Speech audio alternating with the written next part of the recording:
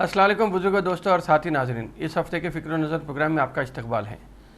हम लोग mob lynching को लेकर बात करते हैं, लेकिन इस हफ्ते में बात करूंगा कि हिंदुस्तान उन 10 ममालिक में शामिल हो गया है जहां पे क्रिश्चियंस की ज़िंदगी को ख़तरा लाहक है। आलमी सतह पे कहा जाता है कि हर दिन 12 चर्चेज़ को डैमेज किया जाता है और तकरीबन 12 से ज़्यादा क्रिश्चियंस को अटैक या उन पे हमले हो रहे हैं या उन्हें मारने की कोशिश हो रही है। ये वर्ल्ड वॉच लिस्ट की एक रिपोर्ट आई है, उसमें ये बात बताई गई है। दुनिया भर में 50 ऐसे ममालिक हैं जहाँ पे तकरीबन 30 करोड़ क्रिश्चियंस की आबादी वहाँ पे रहती है, लेकिन जो क्रिश्चियनों के लिए नासाजगार हालात जो जिन ममालिक में है या जहाँ पे क्रिश्चियंस को ख़तरा है, उसमें जो 5 ममालिक हैं उसमें north Korea, Afghanistan, Somalia, Libya और पाकिस्तान हैं। लेकिन 10वें नंबर पर हिंदुस्तान का भी नाम आ गया है। तो इन 10 ममालिक में जहाँ पे क्रिश्चियंस पे अटैक हो रहे हैं उसमें हिंदुस्तान भी शामिल हो गया है। हिंदुस्तान में इस साल अगर देखें तो 2021 में 300 क्रिश्चियंस के ख़िलाफ़ जो हमले हुए हैं, 300 के करीब हमले दर्ज किए गए हैं। ये रिपोर्ट है यूनाइटेड अगेंस्ट हेट, एक NGO है, और इसके साथ साथ Association for Protection of Civil Rights, ये 2 NGOs की रिपोर्ट है। उसमें और भी ज़ैली तंजीमें हैं क्रिश्चियंस की, जिसमें या NGOs के ज़ैली तंजीमें हैं जिसमें ये बात आई है। इसमें सबसे ख़तरनाक रियासतों में अगर हिंदुस्तान में जाएंगे तो उत्तर प्रदेश, छत्तीसगढ़, हरियाणा, मध्य प्रदेश, उत्तराखंड, दिल्ली और केरला भी शामिल हैं, जिसमें क्रिश्चियंस की जान को ख़तरा है या चर्च या क्रिश्चियंस की इमारतों को ख़तरा है। हिंदुस्तान में अगर देखेंगे तो सबसे ज़्यादा केसेस क्रिश्चियंस के ख़िलाफ़ उत्तर प्रदेश में हुए हैं, जहाँ पे योगी सरकार बरसरकार है। और आबादी के हिसाब से अगर जाएंगे हिंदुस्तान में तो 80% आबादी का हिस्सा है, उसमें ब्राह्मणाज, क्षत्रियाज, वैश्याज और शूद्राज का कंपोनेंट है जो 80% है, या अपर कास्ट और बैकवर्ड क्लास और शेड्यूल कास्ट, ये 3 को मिलाए तो ये 80% के करीब होते हैं। मुसलमानों का इसमें हिस्सा हिंदुस्तान भर में जो मुसलमानों का तनासब आबादी है वो 14.23 है, क्रिश्चियंस का 2.3% है और सिखों का 1.72% है। ये सब अपनी जगह है, लेकिन आखिर क्रिश्चियंस की बात मैं क्यों कर रहा हूँ? क्रिश्चियंस की बात मैं इसलिए कर रहा हूँ इस हफ्ते क्योंकि मोदी साहब रोम गए थे और पापाए रोम से मिले, बल्कि मैं ये कहूँगा कि अपने रिवायती अंदाज में मैग्नेट की तरह पापाए रोम को वो चिपक गए। क्रिश्चियंस की जो बात हो रही थी क्रिश्चियंस पे, ये तो हालात हिंदुस्तान में हैं, लेकिन मोदी साहब जाके पापाए रोम से गले मिलते हैं, चिपक जाते हैं। लेकिन क्या इस पर RSS मोदी का कुछ बिगाड़ सकती है? देश के 56 इंच के सीना रखने वाले वज़ीर आज़म का RSS कुछ बिगाड़ सकती है? RSS में इतना दम? क्योंकि ये भी इसलिए कह रहा हूँ मैं क्योंकि अडवाणी साहब पाकिस्तान गए थे, जिन्ना की ख़बर पे गए थे और जिन्ना को सेक्युलर लीडर कहे थे। वो बोलना था, हिंदुस्तान वापस आए और उनकी सदारत की कुर्सी उनके पास से चली गई। तो अब ये देखना है कि पोप फ्रांसिस को, अगरचे के तब्दीली मज़हब का मामला हो या क्रिश्चियंस पे अटैक का मामला हो, जो बिल्कुल भी RSS की आइडियोलॉजी से या हिंदुत्व की आइडियोलॉजी से मेल नहीं खाता, उन सब को बालाए ताख रख के मोदी साहब जाके पोप फ्रांसिस को ना सिर्फ चिपक गए बल्कि हिंदुस्तान आने की भी दावत दे दी। तो अब देखना यह है कि इस पे क्या होता है, क्या RSS क्या काम करती है, क्या मोदी साहब को कुछ मतलब उनकी गलती है या वो सोच समझ कर ही उनको लपटाने की कोशिश किए हैं, ये आगे चल के वक्त ही बताएगा।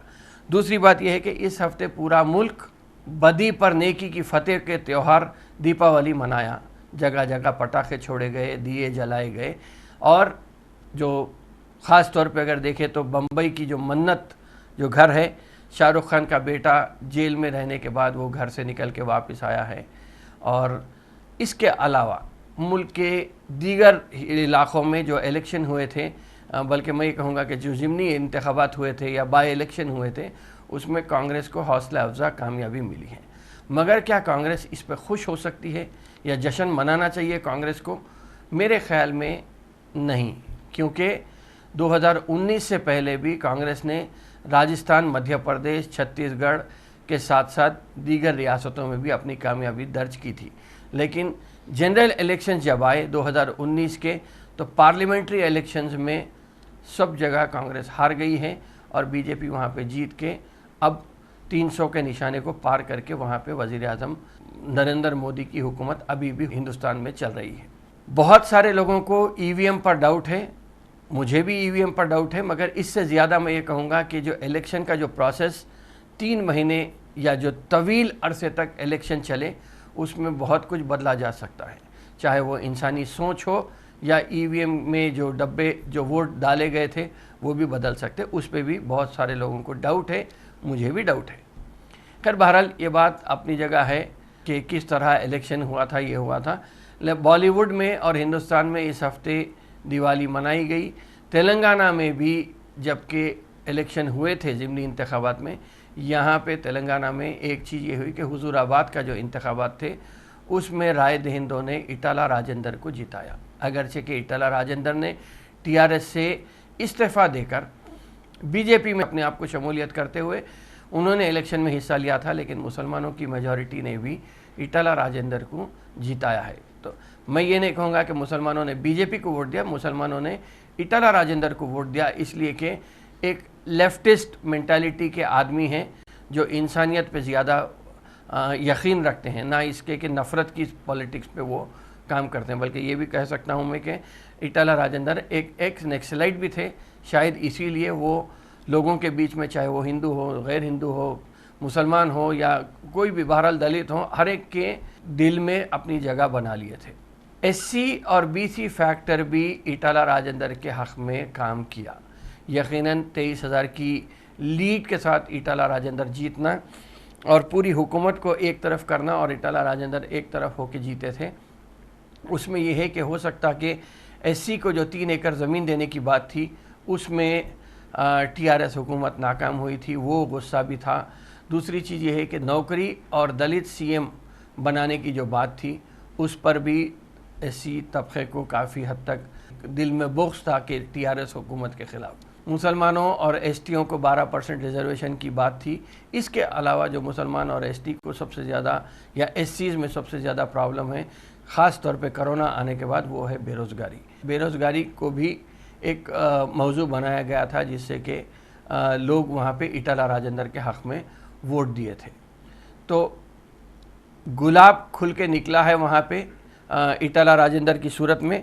बीजेपी का जो कीचड़ में उगने वाला कंवल था वो हार गया, इटाला राजेंद्र जीत गया। आम तौर पे होता ये है कि हुकूमत जिसकी होती है वहाँ पे बाई इलेक्शन में जीता जाता है, लेकिन दुब्बाक के बाद ये दूसरी ज़िमनी इंतखाबात थे जहाँ पे टीआरएस को नाकामी का सामना करना पड़ा। एक और वीडियो वायरल हुआ है जिसमें ये कहा गया है कि ख़ास तौर पे टीनेजर्स के या कोविड के बाद से काफ़ी लोगों की ज़हनी तौर पे वो लोग काफ़ी परेशान हैं। उसमें ये कहा जा रहा है कि स्मार्टफ़ोन एक बहुत बड़ी वजह हो सकती है। हिंदुस्तान भर में अगर देखेंगे तो 18 से 35 साल के बीच में जो नई रिपोर्ट आई है उसमें ये कहा गया है कि हर दिन 31 नौजवान अपनी जान खुदकुशी के ज़रिए गंवाते जा रहे हैं। अब इसके लिए चाहे वो स्मार्टफ़ोन बोलिए आप, या ड्रग्स बोलिए, अनएम्प्लॉयमेंट बोलिए, या सोशल रिलेशन जो हैं जो बिल्कुल ही ख़त्म हो गए हैं हिंदुस्तान में या कोविड की वजह से पूरी दुनिया में ख़त्म हो गए हैं, इसकी एक अंदाज़ा 12,000 यूथ की जान जाते चली जा रही है। इसमें अगर देखा जाए तो 9,600 सुसाइड्स के जो वाक़यात होते थे 2018 में, वो बढ़ के 2020 में तकरीबन 12,000 के करीब हो गए। मतलब हर महीना 1,000 लोग अपनी जान देते चले जा रहे हैं। इसके लिए चाहे आप किसी भी चीज़ को ज़िम्मेदार कहिए, लेकिन क्या हिंदुस्तान एक डिप्रेस्ड कंट्री की तरफ तो नहीं जा रहा है, डिप्रेस्ड यूथ की तरफ तो नहीं जा रहा है। इसके लिए भी मैं ये कहूँगा कि फ्रस्ट्रेशन जो रिलीजियस या रिलीजन का जो प्रमोशन हो रहा है ख़ास तौर पे वायलेंस के ज़रिए, उसके वजह से हो रहा है, या कम्युनल हेट्रेड की वजह से हो रहा है, या जो डिस्ट्रैक्शन नया आया है स्मार्टफ़ोन और ड्रग कल्चर की वजह से। डॉक्टर्स का कहना यह है कि हो सकता है कि ड्रग कल्चर की भी एक वजह हो सकती है जिसकी वजह से ये चीज़ आम तौर पे देखी जा रही है। देखना यह है कि किस तरह हम आगे बढ़ते हैं और अपने माशरे को या मुसलमानों को या कौम के नौजवानों को, मैं ये कहूँगा कि पूरे हिंदुस्तान के नौजवानों को اس ڈپریشن کی لعنت سے اور ڈرگز کے لعنت سے، اگرچہ کہ ڈرگ کے خلاف کافی مہم چلائی جا رہی ہے، لیکن یہ جو ڈپریشن کی جو ماحول آیا ہے اس پہ بھی روکنے کے لیے سنجیدگی سے غور کرنے کی ضرورت ہے اور اقدامات کرنے کی ضرورت ہے۔ اس میں یہ کہوں گا کہ خاص طور پہ مسلمانوں کو جو دینی تعلیم سے دور ہو رہے ہیں، مسلمان اپنے اخلاقی کردار کو یا مسلمان کی جو بنیادی ڈھانچہ ہونا چاہیے اس سے جو ہٹ رہے ہیں، اگر ہم واپس اسلام کی طرف لائیں اور پیس کو، جو امن و بھائی چارگی کا ماحول اسلام میں ہے، بلکہ میں یہ کہوں گا کہ ہر مذہب میں ہے سوائے ہندوتوا کے، ہر ہندوازم میں ہو یا سکھزم میں ہو، ہر ایک میں جو امن کا جو پیغام ہے اس کو اگر اجاگر کرتے ہیں تو پھر سے واپس ہم ایک خوشحال ہندوستان کو واپس تعمیر کرنے میں ہم ایک اہم کردار ادا کر سکتے ہیں۔ میں سمجھتا ہوں کہ ان چند باتوں کے ساتھ اس ہفتے میں اپنی بات کو یہاں پہ ختم کرتا ہوں، اور انشاءاللہ تعالی آئندہ ہفتے پھر ملاقات ہوگی، پھر بات ہوگی۔ شکریہ، خدا حافظ۔